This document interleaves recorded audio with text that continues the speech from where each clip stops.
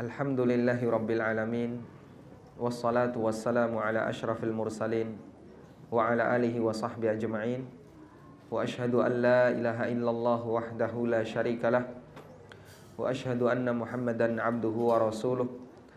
Salawatu Rabbi wa salamu alaihi wa ala alihi wa ashabihi wa man tabi'ahum bi ihsanin ila yaumiddin. Alhamdulillah, kita bersyukur kepada Allah Subhanahu wa taala.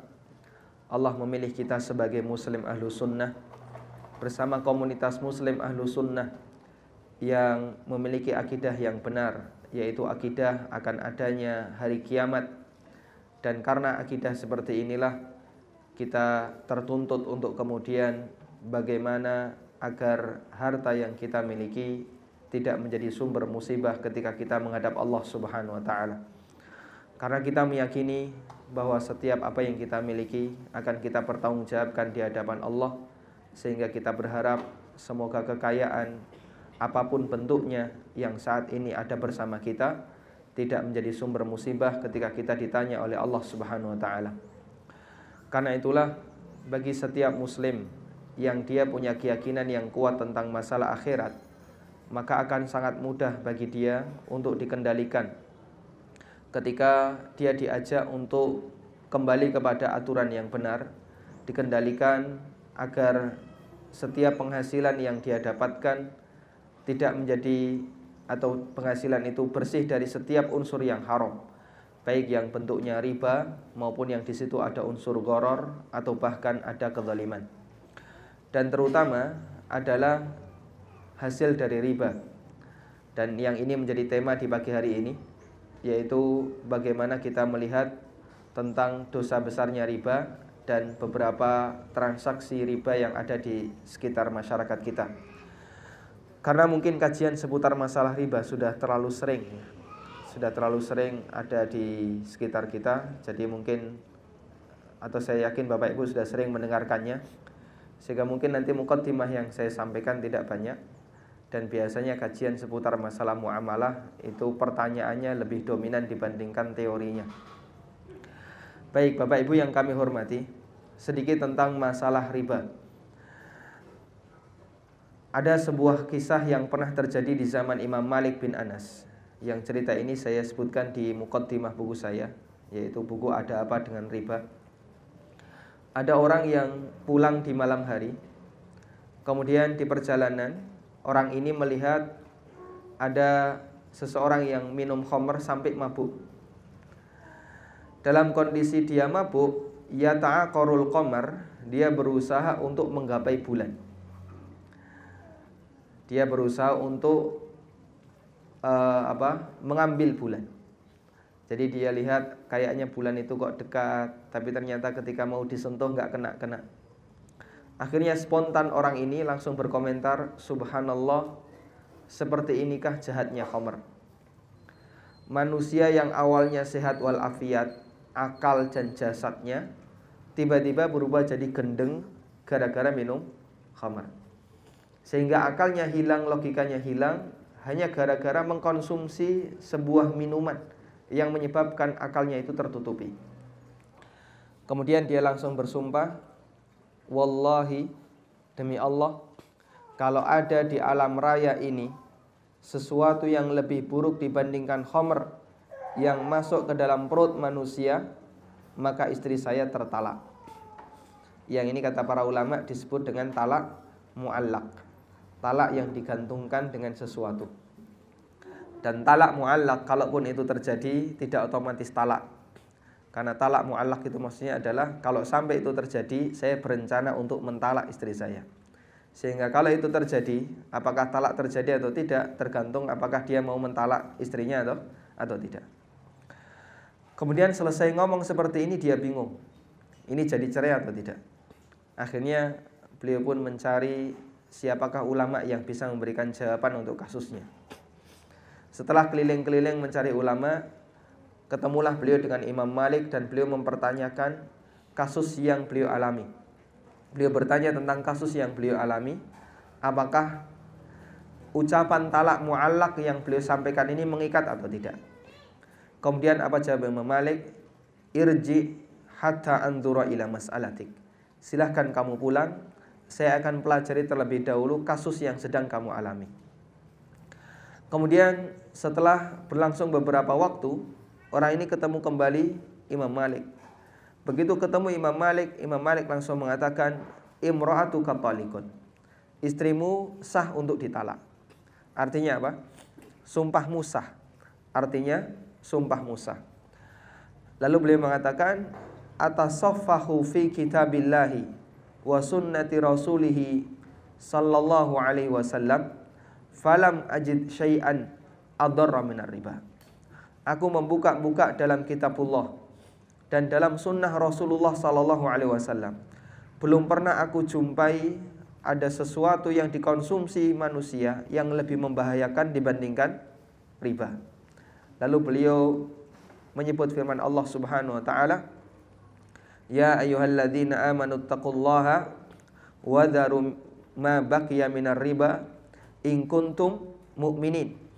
Wahai orang-orang yang beriman, bertakwalah kepada Allah dan tinggalkanlah sisa-sisa riba jika kamu beriman. Fa illam taf'alu fa'dzanu biharbim minallahi wa rasuli. Jika kamu tidak mau meninggalkannya, maka umumkan untuk perang dengan Allah dan Rasulnya. Dan hanya ada satu makanan ini yang ketika dikonsumsi manusia diancam perang oleh Allah Subhanahu wa taala dan Rasulnya. Sementara makanan haram yang lainnya tidak ada yang ketika dikonsumsi manusia dosanya sampai pada tingkatan diancam perang oleh Allah. Orang minum khamr, makan babi, makan anjing, makan bangkai, atau bahkan makan darah, atau makan makanan yang haram yang lainnya, tidak ada yang sampai tingkatan dosanya itu ada ancaman ditantang perang oleh Allah Subhanahu wa taala. Padahal sesuatu yang haram dalam Al-Quran itu banyak atau sedikit? Sesuatu yang haram dalam Al-Quran selain riba ada nggak Pak? Ada ya. Allah Subhanahu wa taala mengharamkan babi, Allah mengharamkan bangkai, mengharamkan hewan yang disembelih untuk selain Allah. Allah juga mengharamkan darah. Kemudian di ayat yang lain Allah menyebutkan beberapa hewan yang mati dengan cara yang tidak syar'i, yang tidak disembelih secara syar'i. Ada al-mauqudzah, ada al-munkhaniqah, ada al-mutaraddiyah. Ada hewan yang dia mati terpukul, tertanduk, terjatuh, terjepit, yang semuanya mati di luar disembelih secara syar'i. Dan itu semuanya diharamkan oleh Allah. Namun ketika orang mengkonsumsi seperti ini, tidak kita jumpai adanya dalil yang di situ berisi ancaman. Siapa yang makan babi, maka nanti hartanya dimusnahkan. Ada kayak gitu? Enggak ada. Siapa yang minum khamr, maka nanti ditantang perang ketika di hari kiamat. Ada seperti itu? Tidak ada. Kita tidak jumpai.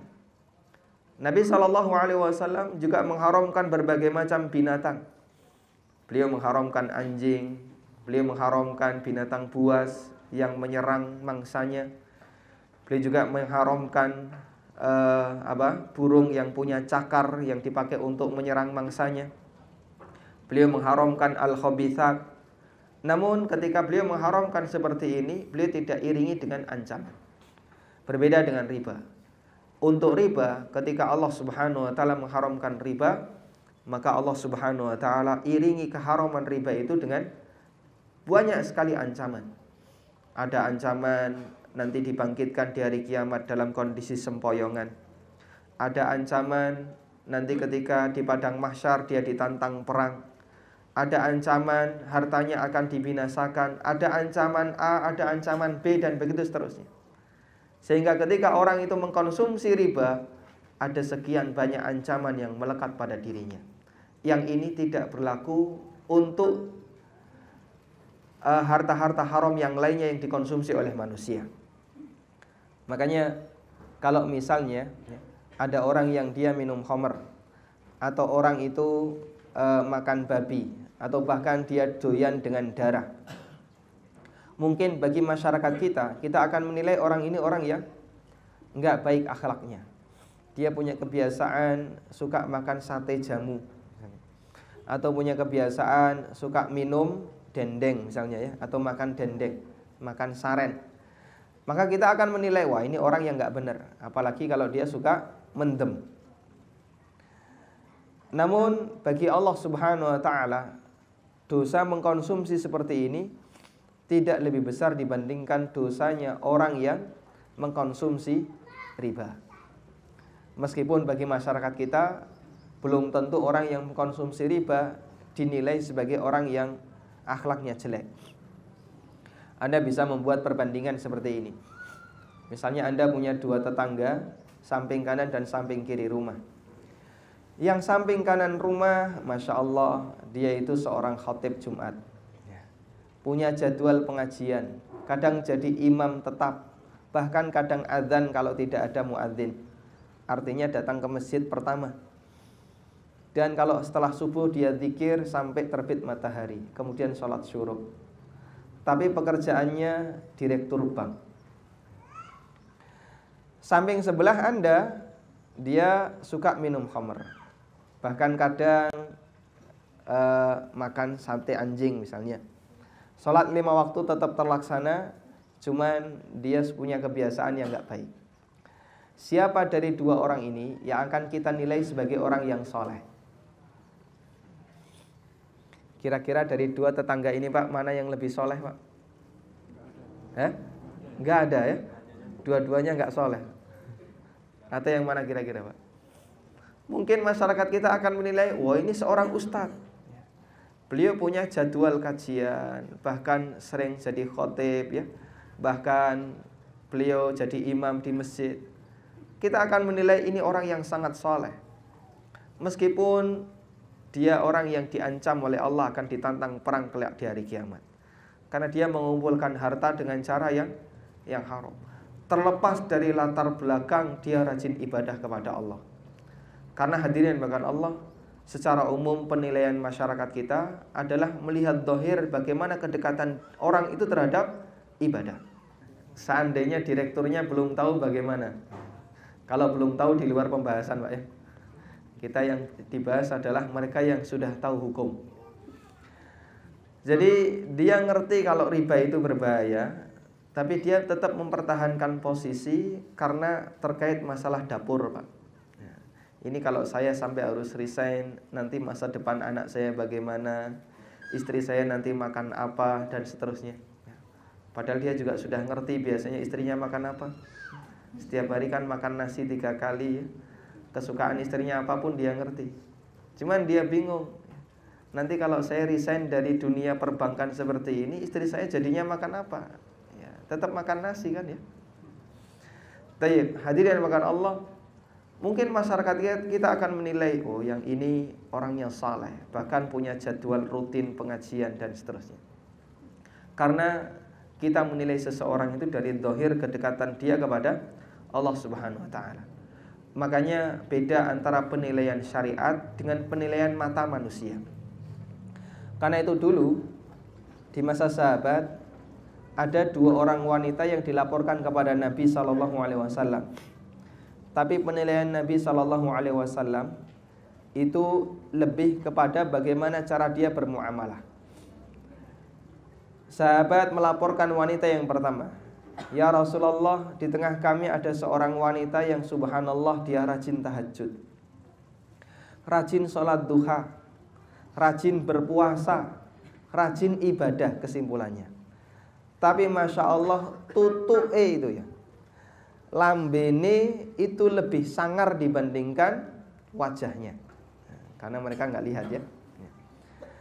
Jadi dia suka menyakiti tetangganya, suka menyinggung tetangganya. Setiap kali dia datang ke dalam sebuah forum, pasti nanti begitu forum ini bubar, nyelekit hati.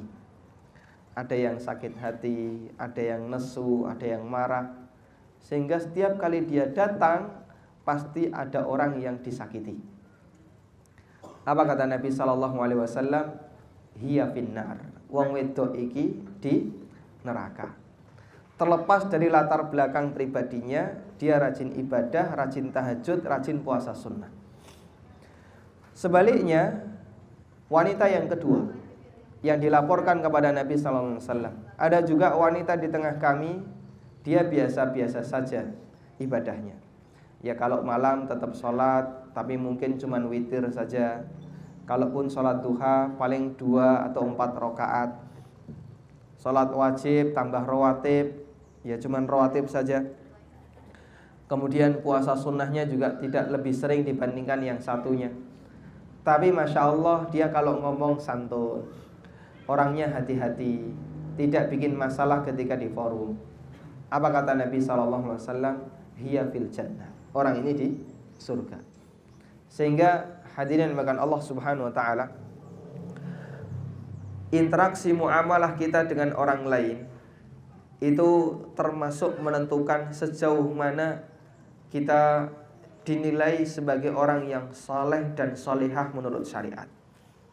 Makanya kata Nabi SAW, tidak ada sesuatu yang lebih banyak memasukkan manusia ke dalam surganya Allah Subhanahu wa ta'ala melebihi akhlakul karimah, akhlak yang terpuji. Dan bagian dari akhlak terpuji itu adalah ketika orang berusaha untuk mencari sesuatu yang halal dan tidak bermasalah ketika dia bekerja.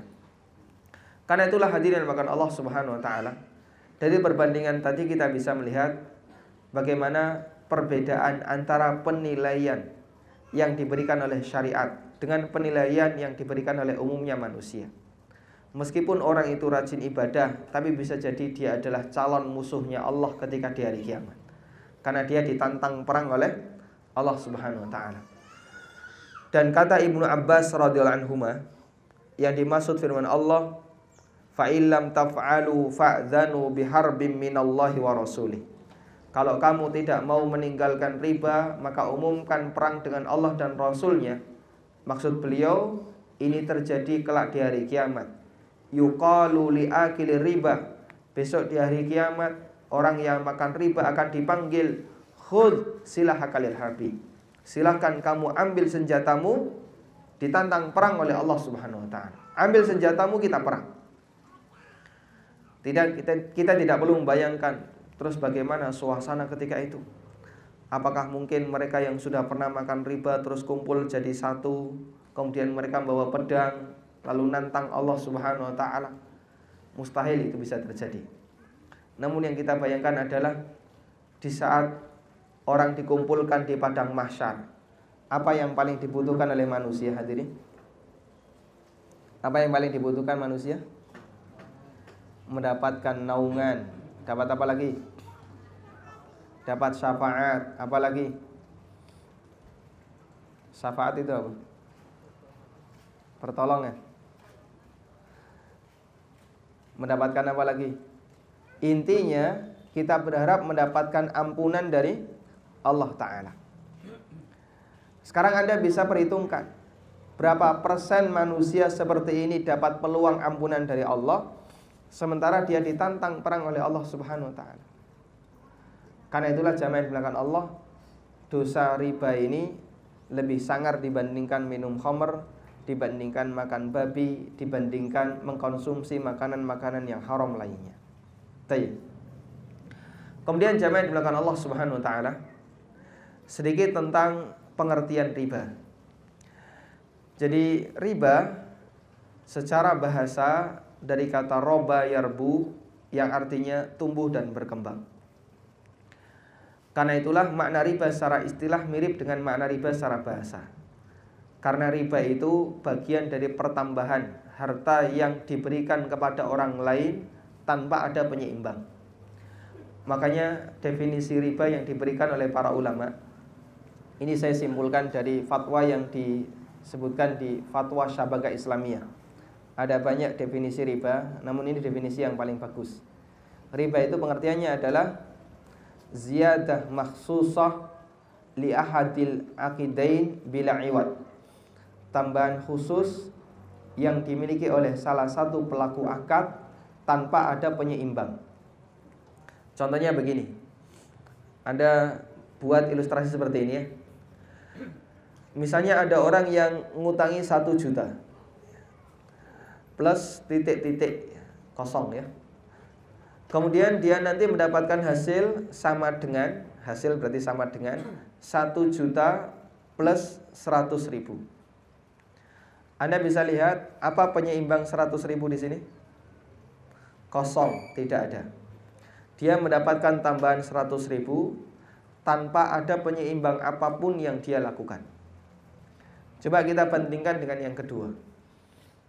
Ada orang punya uang 1 juta, kemudian dia gunakan untuk usaha, plus usaha, menghasilkan sama dengan 1 juta plus 500.000. Apa penyeimbang 500.000? Usaha. Sehingga hasil 500.000 ini halalan thayyibah karena dari hasil usaha. 100.000 tadi hukumnya riba karena tidak ada penyeimbangnya. Saya kasih ilustrasi yang lain. Saya punya uang 300 juta. Kemudian uang ini saya taruh di bank dengan akad deposito. Dan setiap bulan bank menjanjikan akan ada tambahan 1 juta. Sehingga dalam waktu setahun saya dapat duit berapa? 12 juta. Bank menjanjikan bunga hanya bisa diambil di akhir tahun. Sehingga Anda silakan nanti ngambil 12 juta per tahun. Baik. Saya juga punya uang 300 juta. Lalu saya gunakan untuk beli sebuah rumah di daerah Pleret ya. Kemudian rumah itu saya kontrakkan dengan harga 12 juta per tahun. Sudah? Dari rumah ini saya mendapatkan 12 juta setiap tahun. Yang jadi pertanyaan, apa perbedaan 12 juta di sini dan 12 juta di sana? Sama-sama 12 juta. Mana yang boleh, mana yang tidak? Ya? Yang mana, Pak? Yang pertama atau yang kedua? Kenapa yang kedua? Dari hasil sewa. Kalau yang pertama tadi dari hasil apa? Hasil menyewakan uang 300 juta. 300 juta saya sewakan ke bank. Dan saya mendapatkan hasil 12 juta per tahun dengan akad sewa. 300 juta saya gunakan beli tanah atau beli rumah, kemudian saya sewakan dapat 12 juta per tahun. Apa bedanya?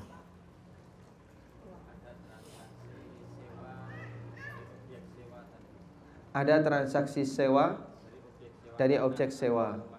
Kenapa ini tidak kita sebut transaksi sewa dengan objek uang? Karena uang sebagai alat tukar. Tadi 300 juta saya gunakan untuk saya tukar dengan rumah. Sama saja kan uang saya jadi alat tukar. Orang-orang jahiliyah mereka tidak bisa membedakan dua hal ini. Makanya sampai mereka mengatakan dzalika bi annahum qalu innamal bai'u mithlur riba. Mereka mengatakan bahwasanya jual beli itu sama saja dengan riba. Jadi kenapa kok riba dilarang? Kan riba sama saja dengan jual beli. Dan itu syubhat mereka. Dan ini bagi orang bank digunakan sebagai syubhat untuk membela dunia perbankan. Pak, apa bedanya? Anda punya 300 juta, Anda kontrakkan, Anda gunakan untuk beli rumah, kemudian Anda kontrakkan dapat 12 juta. Dengan Anda gunakan 300 juta ini untuk kami simpan, lalu kami putar, dan Anda kami kasih janji 12 juta per tahun. Kan sama-sama 12 juta. Dzalika bi annahum qalu innamal bai'u mithlur riba. Itu karena mereka punya anggapan bahasanya jual beli sama dengan riba. Sehingga orang jahiliyah nggak bisa membedakan ini. Karena mereka tidak bisa membedakan ini, mereka menganggap bahasanya sistem perbankan dan sistem riba itu tidak berbeda dengan sistem jual beli. Baik, kalau Bapak Ibu tidak bisa membedakan berarti sama dengan mereka ya. Makanya pertanyaan saya, apa perbedaan yang pertama dengan yang kedua?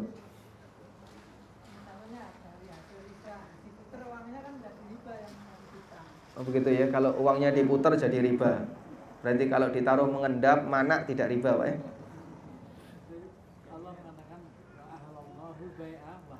Iya, Allah membedakan wa ahallallahul bai'a wa harramar riba. Itu perbedaan hukumnya. Yang saya tanyakan adalah perbedaan akadnya. Yang satu akad sewa atas objek dari rumah, Ya. Tidak ada yang dijadikan akad apakah di uang ini jual beli atas uang, tapi mendapatkan ketambahan dari bunga. Baik. Yang lain Pak, ada yang ngasih jawaban? Tidak boleh jual beli uang dengan uang. Berarti saya kalau tukar rupiah dengan real boleh nggak? Yang satu jenis. Kalau Anda punya 100.000, Anda tukar 50-50 boleh nggak? Dengan nilai yang sama boleh ya? Dengan nilai yang sama boleh. Kalau berbeda nggak boleh. Berarti beli 1 rupiah dengan 20.000 nggak boleh. Ada uang kuno 1 rupiah.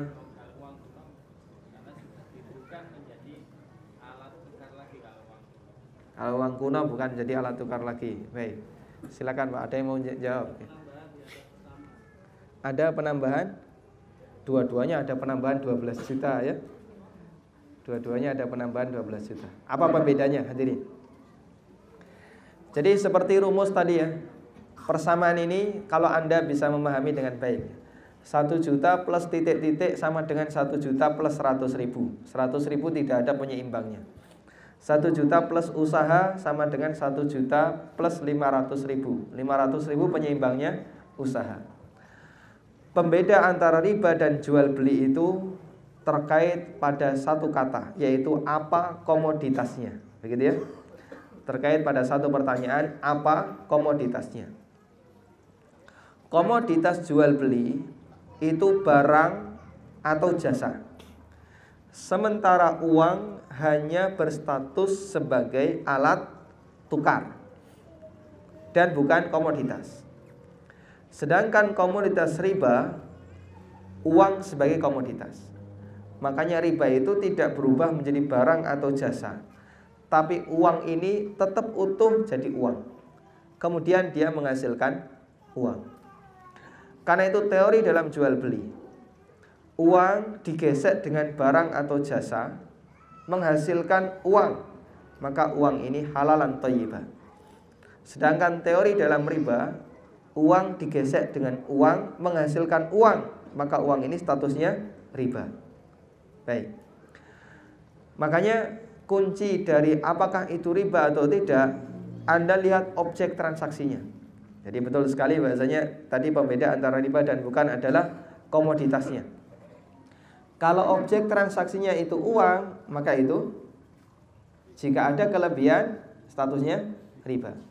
Tapi kalau objek transaksinya barang atau jasa, adanya keuntungan itu halalan thayyibah. Baik. Karena itulah agar uang itu tidak menjadi sumber atau tidak menjadi komoditas, maka dia harus diubah dulu ke komoditas yang lain. Uang diubah jadi rumah. Kemudian dari rumah ini orang itu bisa menghasilkan sesuatu, yaitu menghasilkan biaya kontrakan 12 juta per tahun. Sementara kalau uang itu tetap dalam bentuk uang, Anda setorkan dalam bentuk uang dan Anda ambil dalam bentuk uang tapi menghasilkan uang, berarti uang ini berubah nggak jadi komoditas yang lain? Tidak, dia tetap jadi uang. Dan seperti inilah riba. Karena itu jamaah yang dimuliakan Allah, riba dan bukan riba, tolong jangan melihat marginnya, jangan melihat nilai keuntungannya. Bisa jadi ada orang mendapatkan keuntungan lebih besar tapi itu riba, mendapatkan keuntungan lebih kecil tapi riba. Sebaliknya ada orang yang mendapatkan keuntungan yang lebih besar tapi dia bukan riba. Contohnya gimana Pak? Baik, saya kasih contoh. Anda kalau punya uang 10 juta, Anda tabung di bank konven misalnya Pak, Anda dikasih bunga berapa Pak? Sekarang bank konven itu bunga yang paling rendah 8 ya, 8,5% itu ada yang masih di bawahnya 9. Rata-rata 9%, ada yang sampai 8,5%. Itu pun bank harus menanggung risiko ada sebagian uang yang hilang. Tapi 8,5% ini kan tidak dimiliki seutuhnya oleh bank. Sebagian dibagikan kepada para nasabahnya. Nasabah hanya mungkin mendapatkan 4 atau 3%. 3-4%. Jadi Anda kalau punya uang 10 juta, Anda taruh di bank konven, per bulan itu secara teori cuman dapat duit 3.000, 4.000. Atau cuman 5.000. Sudah? Tapi ini apa? Riba. 10 juta Anda gunakan untuk modal usaha, dipakai untuk produksi roti. Jadilah roti Ronila misalnya. Lalu dalam waktu sebulan karena laku ya, Anda beruntung dan bisa mendapatkan keuntungan 5 juta. Untung berapa persen? 50%. Riba nggak ini? Bukan. Makanya riba dan bukan riba itu tidak melihat dari nominal, tapi melihat dari apa? Melihat dari bagaimana cara kita mendapatkan uang. Ada sebagian orang yang berkomentar begini, katanya sistem syariah kok ternyata lebih mahal dibandingkan konven, sehingga orang punya stigma syariah itu lebih mahal dibandingkan konvensional. Memang untuk sementara ini ya, kalau kita lihat runtutannya, di sini ada BI. BI itu tidak mengutangkan uang, tapi BI sebagai lembaga regulatory body, sebagai lembaga pengawas untuk para pelaksana kegiatan perekonomian di bawahnya. Bank konven punya duit, dia menetapkan bunga 9%. Bank syariah sebagian modalnya 50% dari bank konven, sehingga dia pun terkena bunga 9% tadi. Makanya oleh bank syariah dia juga butuh margin dong. Akhirnya dia naikkan. Baik, kami ngambil margin 3%, sehingga jadilah bank syariah 11% atau 12%. Baik. BMT ngambil dana dari bank syariah, berarti bunga bank syariah juga kena 12%. Akhirnya begitu sampai di BMT menaikkan marginnya jadi 14%. Makanya kenapa BMT itu kok lebih mahal dibandingkan bank konven? Karena urutan dari tandon uang tadi, bunga konven masuk ke bank syariah, bunga bank syariah masuk ke BMT. Sehingga muncul stigma di masyarakat, syariah lebih mahal dibandingkan konven.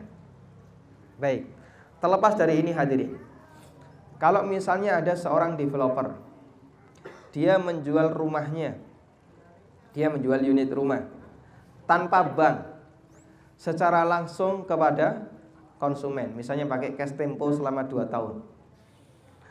Tapi ternyata secara perhitungan harganya lebih besar dibandingkan suku bunga bank. Halal atau tidak? Halal saja. Namanya orang jual beli kan boleh ngambil margin 30%, boleh nggak ya? Boleh. Atau dia ngambil margin misalnya 20%, boleh tidak? Boleh. Betul kalau Anda bandingkan dengan bank, kalah, karena bank itu cuma 8%. Tapi ini kan jual beli real. Namanya jual beli real, Anda ngambil margin 30%, 40%, boleh atau tidak? Boleh. Toko buku itu Pak, ngambil margin sampai 50% Pak. Mungkin toko roti ngambil margin sampai 60%. Kemudian nanti dibagi-bagi sama bawahnya. Toko-toko yang lain bisa ngambil margin di atas 50%. Tapi itu kan usaha real yang halal, sehingga sah-sah saja dia ngambil margin lebih banyak. Yang tidak boleh itu ketika usahanya hanya berputar dalam sektor uang. Uang dijadikan sebagai komoditas dan bukan sebatas alat tukar. Makanya kalau orang bertanya sebenarnya solusi riba itu seperti apa? Jawabannya sudah Allah sebutkan dalam Al-Quran. Wa ahallallahu al-bai'a wa harrama riba. Allah halalkan jual beli, Allah haramkan riba. Berarti dua hal ini kontras. Karena itu siapa saja yang ingin mengurangi angka riba di lingkungannya, berarti galakkan jual beli. Karena jual beli itu lawannya riba. Sehingga solusi yang paling mutlak untuk riba adalah izinkan bank jual beli Pak, selesai. Tapi tidak ada regulasi seperti itu. Bank bagi BI tidak diperbolehkan untuk melakukan jual beli. Sehingga kalau ada gerakan perekonomian umat melalui koperasi, maka pertanyaannya, selama koperasi itu masih berputar di sektor uang dengan uang, simpan pinjam, dan tidak sampai pada sektor jual beli, selama itu pula koperasi tidak akan bisa menjadi koperasi syariah. Terus gimana? Jadikan koperasi ini sebagai lembaga keuangan yang dia bergerak di sektor real, yaitu melakukan transaksi jual beli langsung. Karena itu hadirin, yang terjadi di masyarakat kita, selama mereka jual belinya real ya, yang diberikan kepada konsumennya adalah sesuatu yang real, baik bentuknya barang atau jasa, insya Allah kita akan jauh dari praktek riba. Kalaupun ada praktek riba itu sifatnya hanya karena rekeningnya di bank yang menghasilkan bunga. Tapi itu kan sifatnya hanya karena keterpaksaan ya. Ini hanya untuk kelancaran sirkulasi uang, karena kita tidak mungkin ngirim duit pakai wesel pos ya. Apalagi pakai kurir, apalagi diantar sendiri. Makanya yang bisa dilakukan hanya transfer via bank yang paling gampang. Hanya itu saja mungkin riba yang kita lakukan, dan lagi-lagi terkait dengan bank. Tapi kalau aktivitas bisnis kita sehari-hari, Anda jual beli apapun ya, jual beli susu kambing atau jual beli, di sini ada yang jualan apa di sini? Biar saya sebutkan. Hah? Ada yang jual beli rumah, ada yang jual beli roti, ada yang jual beli gamis. Apalagi bisnis di sekitar para ikhwan, kalau enggak herbal, sirwal ya. Jual beli seperti ini insya Allah bersih dari riba. Silakan Pak.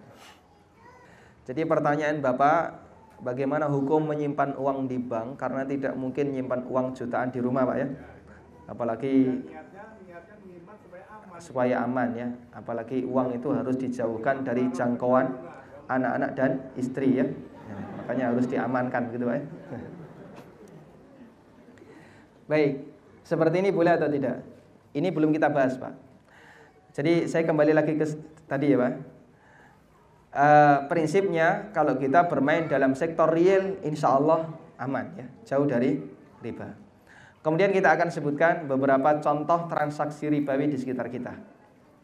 Hadirin bahkan Allah Subhanahu Wa Taala, saya menjawab pertanyaan yang tadi disampaikan oleh Bapak. Apa hukumnya menyimpan uang di bank?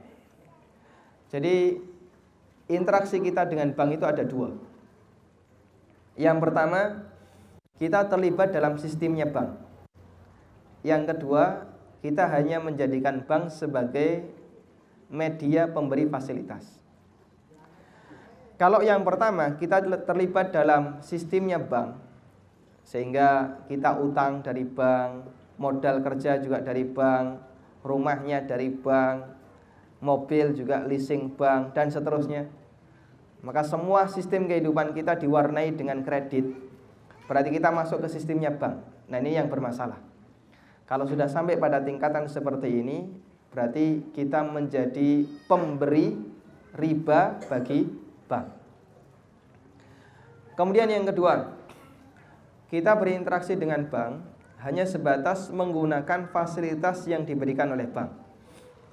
Seperti hanya sebatas untuk transfer uang, atau misalnya fasilitas yang lain untuk transaksi, kemudian transaksi, atau termasuk juga untuk penyimpanan uang tanpa masuk dalam sistem mereka. Ini boleh atau tidak? Ada beberapa fatwa yang disampaikan oleh para ulama tentang hukum menabung di bank konven atau bank ribawi. Mereka membolehkan dengan dua syarat. Pertama, niatnya tidak untuk membungakan uang. Kalau niatnya untuk membungakan uang, meskipun dia tidak mau ngambil bunganya, hukumnya haram. Karena berarti niat dari awal dia mau melakukan transaksi riba.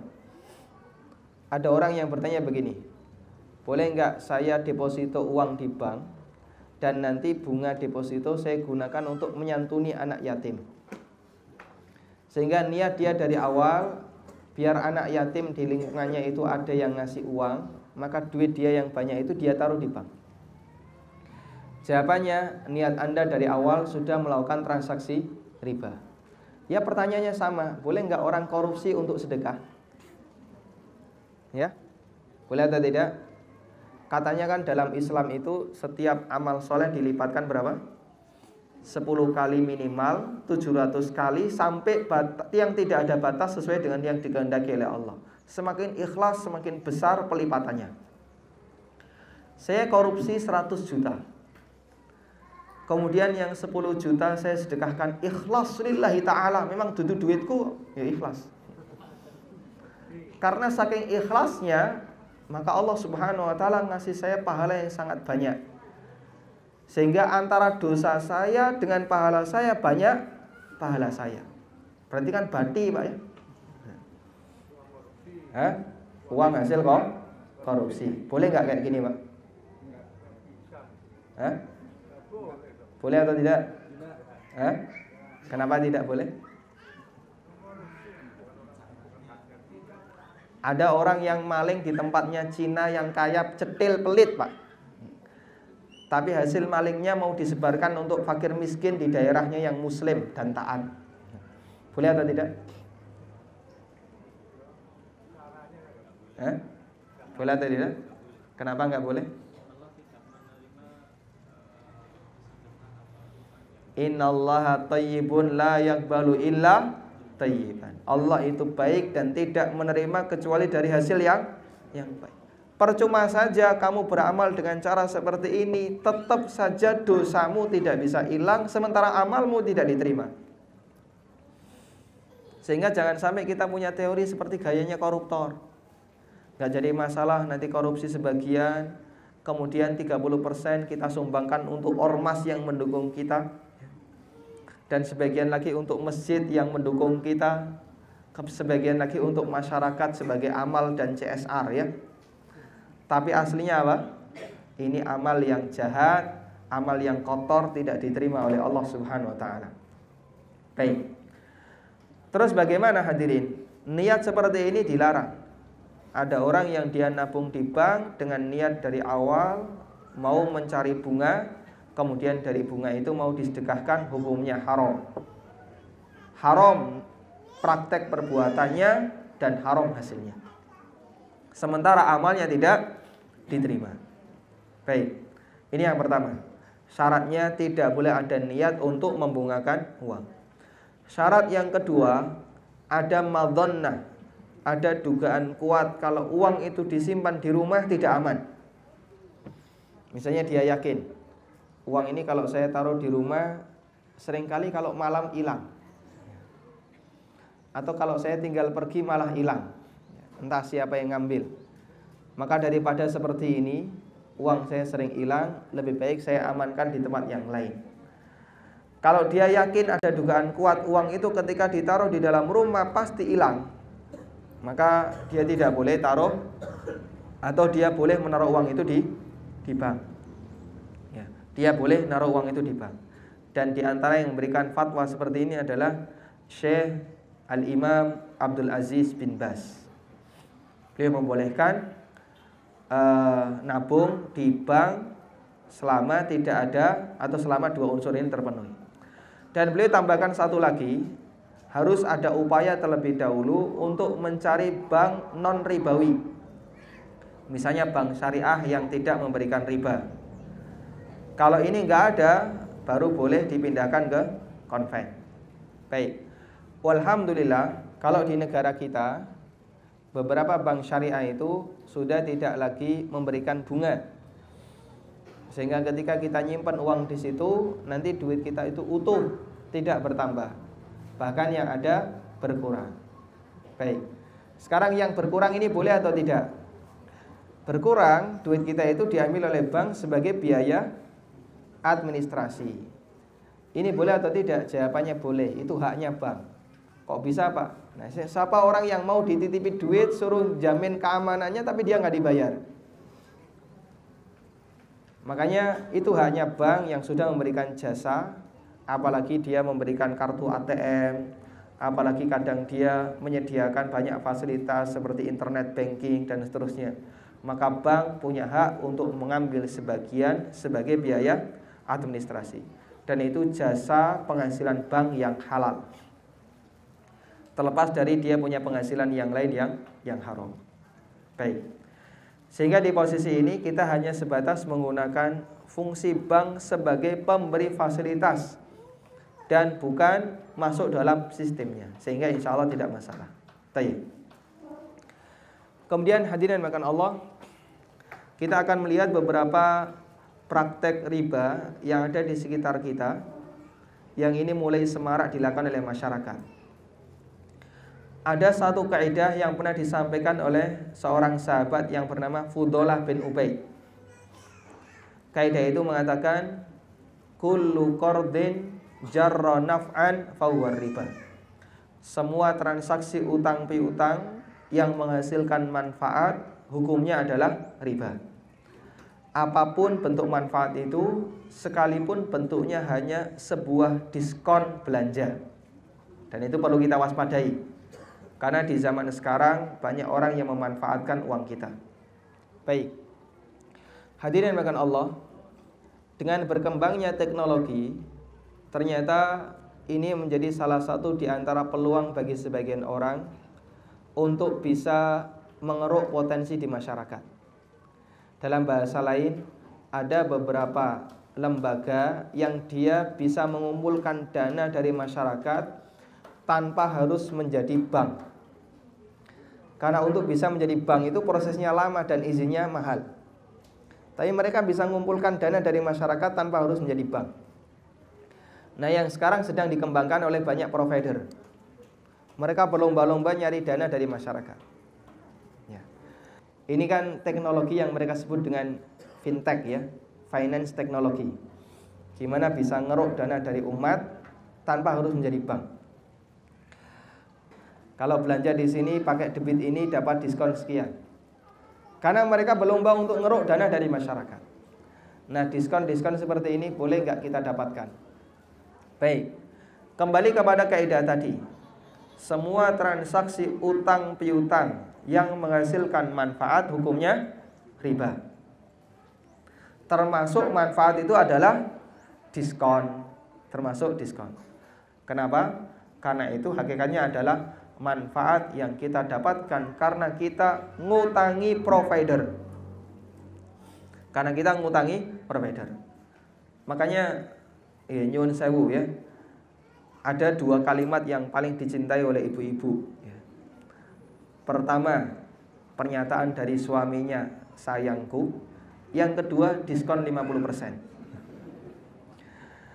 Tolong diwaspadai, tidak semua diskon itu boleh kita ambil. Ada diskon yang tidak boleh kita ambil, yaitu diskon yang disebabkan karena kita ngutangi provider. Jadi bank kerjasama dengan pihak toko, pihak merchant. Nanti kalau ada yang belanja pakai pembayaran dengan menggunakan kartu kami, silakan kasih diskon sekian, nanti kami yang ganti. Pakai sistem reimburse. Nah, yang seperti ini tolong dihindari karena ini termasuk di antara bentuk riba di masa modern. Wassallallahu ala nabiyyina Muhammadin wa ala alihi wa sahbihi wa sallam wa akhiru da'wana alhamdulillahi rabbil alamin.